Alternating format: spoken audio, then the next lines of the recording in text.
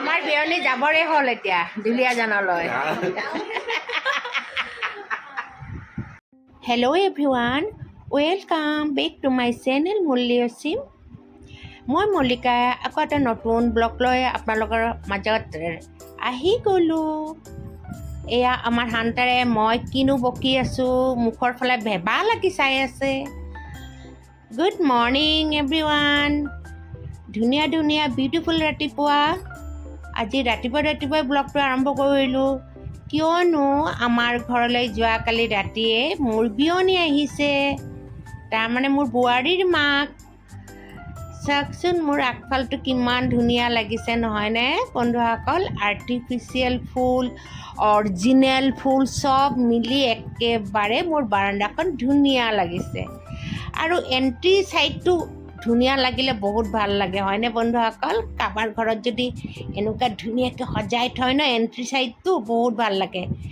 এই ডাইনিং কভাৰখন মোৰ বোৱাৰীৰ মাক মানে মোৰ বিয়নীয়ে কিনিলে, এইমাত্ৰ আমাৰ ঘৰৰ আগেদি যোৱা ফেৰিয়ালাৰ পৰা। মই দাম দৰ কৰি দিলোঁ বাৰু। এয়া দুটা বাটিত আমাৰ হান্তাৰ চেচিৰ ব্ৰেকফাষ্ট ৰেডি কৰি থৈছোঁ। আৰু আমাৰ বিয়নীক অফলাইন ব্ৰেকফাষ্ট আনি দিছোঁ, তাৰমানে আমাৰ ওচৰৰ দোকানখনৰ পৰা। আজি আমাৰ মন গ'ল, বিয়নীও যেতিয়া আহিছে আমি সকলোৱে মিলি দোকানৰ আজি ব্ৰেকফাষ্ট কৰিম। সেইকাৰণে বাবাই লৈ আহিলে পটককৈ গৈ dosa, south Indian dish dosa. তো ধোচা খাই ভালেই পাওঁ বাৰু, কিন্তু সেমেকি গ'লে মোৰ ভাল নালাগে। আপোনালোকে কেনেকুৱা লাগে বাৰু? গতিকে বলক চাই থাকিব গোটেই ভিডিঅ'টো। ভাল লাগিলে লাইক কমেণ্ট শ্বেয়াৰ কৰিব দেই।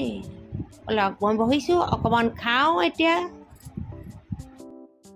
বিয়নীয়ে অকলে অকলে খাই আছে, বেয়া পাব নহয় মোক। মই যদি এতিয়া কেমেৰাটোলৈ ঘূৰি ফুৰোঁ দেখিবলৈ বেয়া দেখিব হয়নে নহয়। গতিকে বিয়নীৰ লগত বহি ৰাতিপুৱাৰ খানাটো খাই দিওঁ আৰু। এয়া কি চাটনি সৈতে ধোচা, চাউথ ইণ্ডিয়ান ডিছ, সকলোৱে জানে চাউথ ইণ্ডিয়ান খানা। আৰু অসমীয়া খানাটো আমি সদায় খাই থাকোঁ, আজি চাউথকে খাওঁচোন।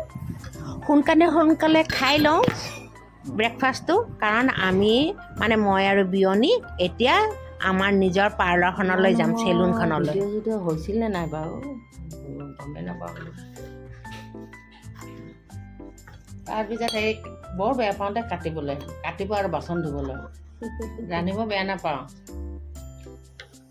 মোৰ আহে বাৰু ধুবলৈ, বাচন ধুবলৈ বেয়া পায়। কাম কৰা মানুহ নাহিলে বহুত টান পাওঁ মই। চব কাম কৰি দিয়ে, ৰান্ধিও দিয়ে। মাজতে এইজনী অভ্যাস আমি নোৱাৰে, এতিয়া কৰিম ক'লেও নোৱাৰে। পাৰোঁতো খানা চানা পাৰিব, খানা চানা কৰিব পাৰোঁ আৰু কৰোঁ। খানা চানা মানে মা বনাইছে বুলি কয় নহয়, চিম্পুলেই কৰোঁ, বেছি নকৰোঁ বাৰু। ভাল বনাই বুলি কয় আৰু চিম্পুলেই কৰোঁ, বেছি নকৰোঁ। কিন্তু হেৰি সেইজনী কৰি দিয়ে, চব কাটি মেলি দিয়ে যে একদম পটাপট ৰাতিপুৱাই চব হৈ যায়। কাম কৰা এজনী ৰাখিছিলোঁ, তাইও নাই এতিয়া।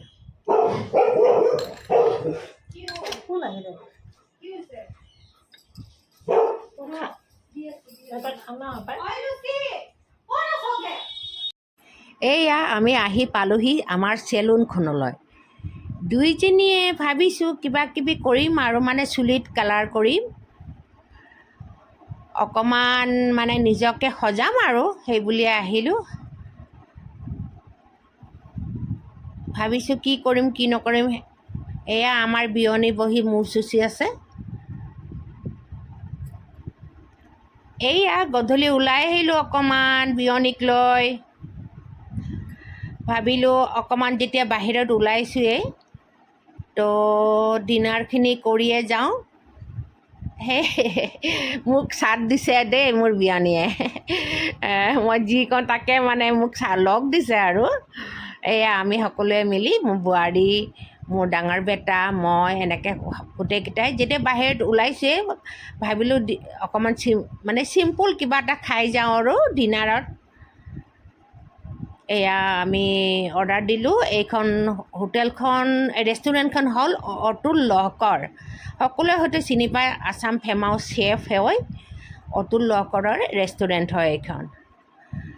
তো এইখন ৰেষ্টুৰেণ্টখন সোণাপুৰতে অৱস্থিত, মেইন হাইৱেৰ ওচৰত।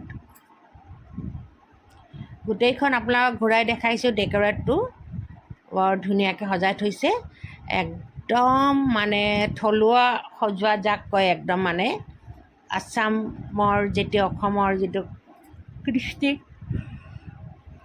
কলা কৃষ্টি। এয়া প্ৰথমতে মই অকণমান বোলো ঠাণ্ডা অকণমান লচ্চি খাই লওঁ বুলি অৰ্ডাৰ দিলোঁ। মেংগ' চৰি, লচ্চি নহয়, মেংগ'।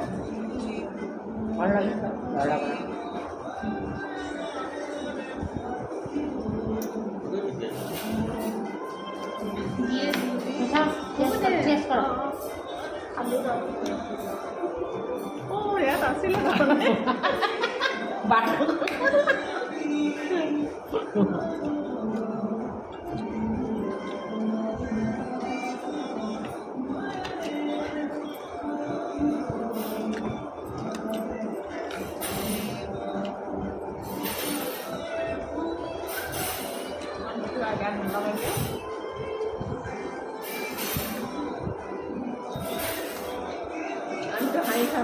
কেনেকৈ লাগিছে?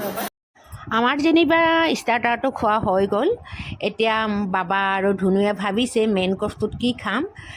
ঘৰত গৈ বনাবলৈ ভাল নালাগে, এলাহ লাগে ন, ইমান দূৰলৈ অহাৰ পিছত। তো সেইকাৰণে ভাবিছে চিম্পুলকৈ কিবা এটা খাই যাওঁ বুলি দুইজনে মানে মেইন কৰ্চটোকে কি খাম তাকে ভাবিছে আৰু। খাই বৈ আমি ঘৰত যাম আৰু গুৱাহাটীলৈ। ঘৰত গৈ ৰান্ধিবহে লাগিব, গতিকে ইয়াতে খাই যাওঁ। এয়া আমি ডিমাপুৰৰ কথা পাতি আছোঁ। ডিমাপুৰ ষ্টেচনটো আমাৰ ফালে।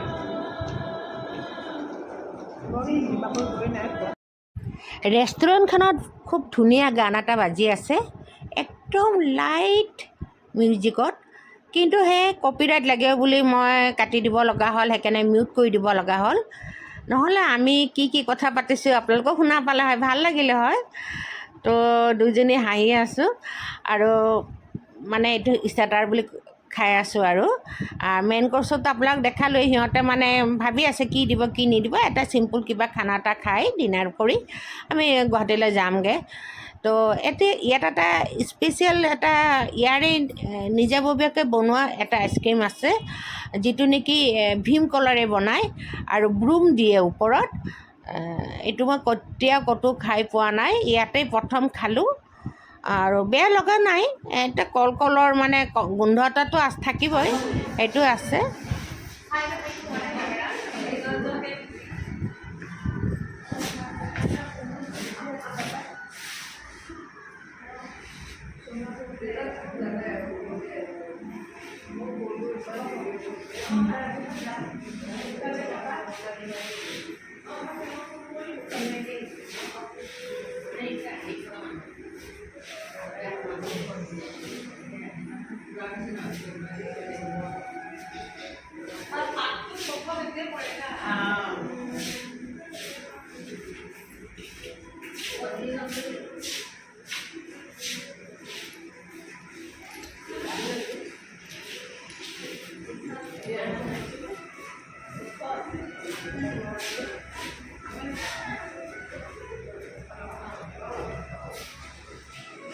আমাৰ সকলোৰে ডিনাৰ কমপ্লিট হ'ল। তো খাই বহুত ভাল লাগিলে, একদম থলুৱা খানা, পূৰা অসমীয়া খানা দেই, বহুত ভাল লাগিলে। এয়া মই আৰু বিয়নী অকণ ওলাই আহিলোঁ, ভাবিলোঁ বাহিৰখন অকণমান ঘূৰি পকি চাওঁ, কাৰণ অলপ পিছতেতো আমি বেক কৰিম গুৱাহাটীলৈ। গতিকে যিখিনি সময় আমি ইয়াতে আছোঁ গোটেইখিনি চাই লওঁ বোলো। এটা কথা কি জানে নাই, গোটেই ইণ্টেৰিয়ৰটো বাঁহ বেত কাঠৰ, কিন্তু ৰেষ্টুৰেণ্টখন ভিতৰত অতুল লহকৰ ৰেষ্টুৰেণ্ট হয়, যে আছাম ফেমাছ চেফ হয়। আকৌ মই ক'লোঁ এগেইন ভাল লাগিছে কাৰণে কৈ আছোঁ। ভিতৰখন একদম গোটেই অসমৰে মানে কাঠ বেত আৰু বাঁহৰ এয়া মই লাইটটো দেখালোঁ, সেইটো বাঁহৰ হয়। আৰু টেবুলবিলাক হ'ল কাঠৰ, গছৰ কাঠৰ যে এনেকৈ সমানে সমানে কাটি বনোৱা নিচিনা টেবুলবিলাক, মানে বাহিৰখিনিৰ আৰু ভিতৰখিনি বাৰু বেলেগ ডেক'ৰেশ্যন কৰা। তো ভাল লাগিলে। চাওকচোন, নামটো দেখাই দিছোঁ, ৰেষ্টুৰেণ্ট এণ্ড হোটেল বুলি লিখা আছে নেকি সেইফালে। যি নহওক unit of chef Atul Lahkar লেখাই আছে। তো মানে ৰেষ্টুৰেণ্টখনৰ নাম কিবা বুৰুম দেই, বুৰুম। আৰু বুৰুম মানে এইটো উজনি অসমত এইবিধ খাদ্য পোৱা যায়, চাউলৰ পৰাই তৈয়াৰী হয়। যিসকল উজনি অসমত তেওঁলোকে চিনিয়ে পাব। আমাৰ নামনি অসমৰ অকণমান চিনি পোৱাত দিগদাৰো হয়। ইয়াত বেছি হয়তো মই জনাত ইমান এটা তৈয়াৰ নহয়। গতিকে এইটো উজনি অসমৰে মানে খাদ্য। এইটো চাউলৰ পৰা তৈয়াৰ কৰা হয়। বিৰাট টেষ্টি বন্ধুসকল, মুড়িৰ নিচিনা, লাইক মুড়িৰ নিচিনা। এইটো মই ৰেষ্টুৰেণ্টখন একদম মেইন ৰাস্তাৰ পৰা, হাইৱেৰ পৰা দেখাই আছোঁ। হাইৱেৰ একদম কিনাৰতে ৰেষ্টুৰেণ্টখন। বহুত ভাল লাগে ন, একদম ঘৰুৱা টাইপ নহয় নে ৰেষ্টুৰেণ্টখন, যেন ঘৰুৱা টাইপ এটা ভাল লাগিছে দেখিবলৈ। ব'লক এতিয়া, এয়া গোটেই নাম দেখালোঁ, গোটেইখিনি দেখালোঁ, আকৌ এবাৰ দেখাইছোঁ। এতিয়া ৰাতি 10টা বাজিছে, মানুহ হৈ আছে দেখিছে। এতিয়া আমি কাম বেক কৰিম গুৱাহাটীলৈ।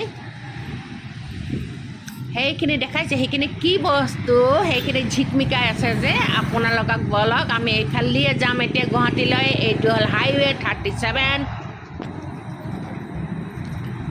গতিকে আহক। সেয়া দেখিছেনে বন্ধুসকল, এইয়া লাইটিং যে গোটেই একদম জিলিক মিলিক কৰি আছে, এইখনিয়ে হ'ল জুবিন গাৰ্গৰ দাহন ক্ষেত্ৰ। এয়াই হ'ল আমাৰ পুণ্যতীৰ্থ। ইয়ালৈ আমি আহিছিলোঁ।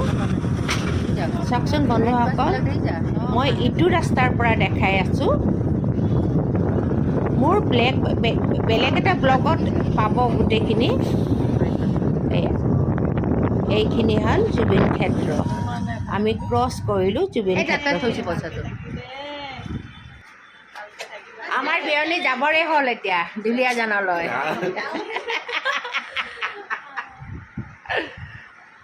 বিয়নী ভালে ভালে যাব দেই। অঁ, ভালে থাকিব, তাৰ পৰা ফোন কৰিব। নিশ্চয় নিশ্চয়, নিশ্চয় নিশ্চয়। অঁ, ডাঙৰ আশীৰ্বাদ এটা দিলে।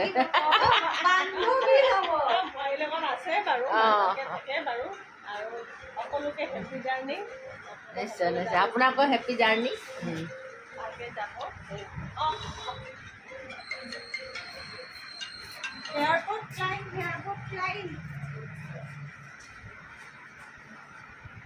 অঁ মনোহৰ গুচা অঁ, ই কি ভাবিছে কচোন। সিহঁতে আমি বেগ চেগ লোৱা দেখিছোঁ যে। অ'লে বাবা, যাবা নি?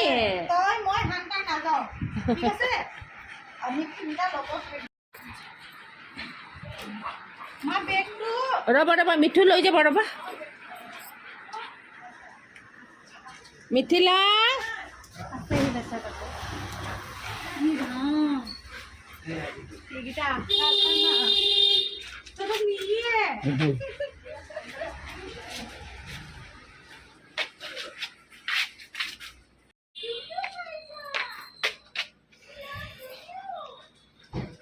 কিবা এটা ব্যৱস্থা কৰিবিচোন, পাইপ চাইপ আনি।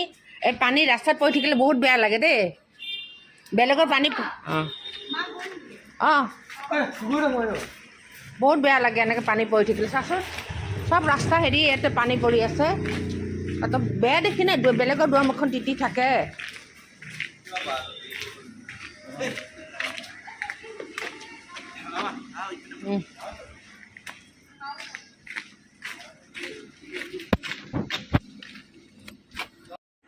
মই বিয়নীক অকণমান আগবঢ়াবলৈ বুলি ষ্টেচনত, মানে কামাখ্যা ষ্টেচনত আগবঢ়াবলৈ আহিলোঁ। কিয়নো মই ধুনুক কৈছিলোঁ, ধুনু যোৱা, তুমি তোমাৰ মাক অলপ আগবঢ়াই থৈ আহা, ষ্টেচনত গাড়ীত উঠাই থৈ আহা। তাই ক'লে নাযাওঁ মা, গাটো অলপ ভাল লগা নাই। তো সেইকাৰণে মই আৰু অকলে পঠাবলৈ বেয়া লাগে। মই ডাঙৰ বেটাই থৈয়ে আহিলোঁ হয় বাৰু, তথাপি আৰু লগত এজনী গ'লে ভাল লাগে, সেইকাৰণে ময়ে ওলালোঁ। এয়া গাড়ীখনত উঠিলোঁ। এতিয়া কামাখ্যা ষ্টেচনলৈ বিয়নীক থৈ আহিমগৈ। গাড়ীত উঠাই দিম ট্ৰেইনত, বিয়নী দুলীয়া